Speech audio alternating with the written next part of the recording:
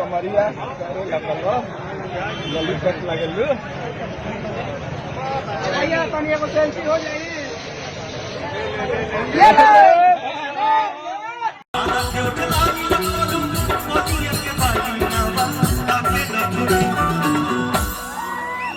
typical Bhojpuri जौन आप लोग आनंद उठावे ला जा एक बार हाथ उठा दो भैया तब कहूंगा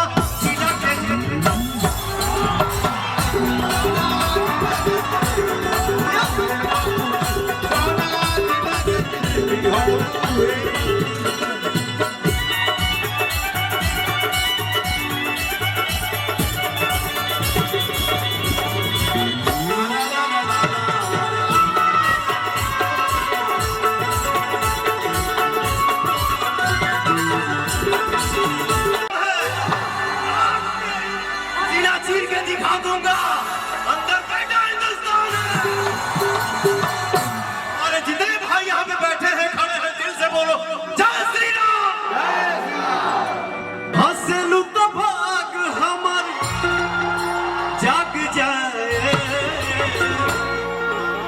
हंसलू तो भाग हमर जाग जाए, जा हमर